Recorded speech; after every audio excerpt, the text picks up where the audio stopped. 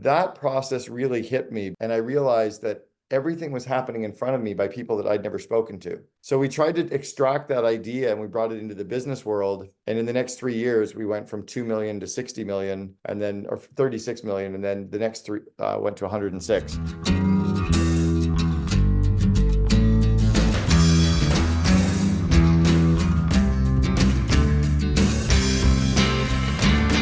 No, let's go ahead and chat on vision and Yeah. vivid vision. So how did you come up with that? The classic, right? Once again, I'll go back to a long time ago, was just a vision statement. Let's make a vision statement, one statement, and go back to Bill Gates. That was a great vision statement, right? That had Microsoft have a computer on every desktop, Yeah, and that right? was That was that was brilliant. less of a mission statement and more of his BHAG. So the computer on every desktop and in every household was the big, hairy, audacious goal. Much like Nike had the BHAG in the early 70s to crush Adidas, Boeing was to democratize air travel, Google was democratize the world information. So that was their big, hairy, audacious goal. The mission statements tended to be more watered down of like, let's create products that can be used by this to deliver this by this group. And people are like, ugh, like it was horrible. But there was no other tool. I was lucky enough in 1998 to be invited to a lunch of a group of entrepreneurs in Vancouver, Canada. And there was an Olympic coach who was presenting. And he was presenting on how high performance athletes visualized their event and how they harnessed visualization so that when they were in the moment of performing, they could act completely on instinct. So an example was Mary Lou Retton would walk around the gymnastics floor, the famous US Olympian for gymnasts, and she would literally stop at each spot on the floor and go through her routine in her mind. And then she'd move to the next spot and go through the routine. Or how skiers would close their eyes at the top of the race and they would ski the course, kind of using their hand to remind them of what was happening on the race course. There's still races that I had from 30 years ago as a skier that I can still feel.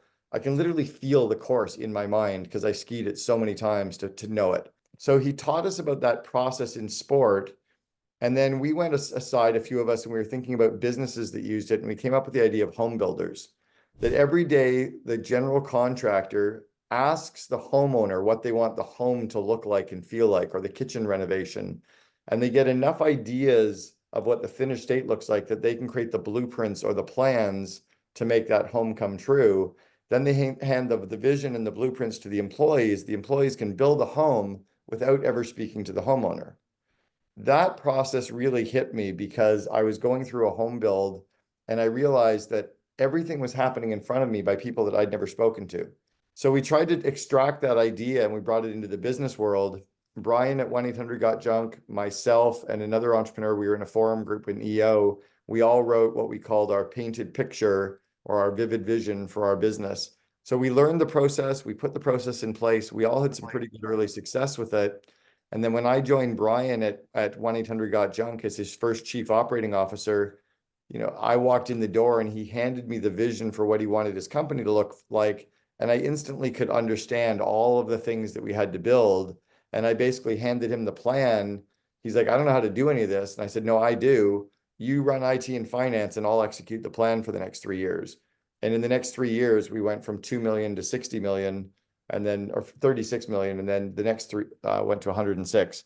So it was because we understood that concept of vision. When I then left 1-800-GOT-JUNK, I was being asked to speak all over the world. And one of the things I spoke on was this concept of vivid vision, which then became a book and, now is on the Mind Valley quests. And I've been paid all over the world. I think I've been paid to speak in 29 countries about some of these business lessons. I want to go a little bit deeper in vivid vision because you Yeah. said something important. You kind of glossed over from it because there's more to it, right? It is a deeper level understanding, it's a deeper communication. So go more into Yeah. that piece for those So who aren't familiar with it. Yeah, so what it is it's a 4 or 5 page description of what your company looks like, acts like, and feels like 3 years in the future. You literally have maybe 10 or 15 different areas of your business, and you describe each of those with 3 or 4 or 5 bullet points per area. And then you can get a writer to polish it and make these pop off the page, and then get a designer to add some design elements to it so it really feels like your company brand. I've written vivid visions for my company, for the CO Alliance. I've written one for myself as a human, like how I show up as a dad and a friend and a lover and a spouse and a confidant. And so it's that same 3-year out future state written in enough detail that people can now read your mind.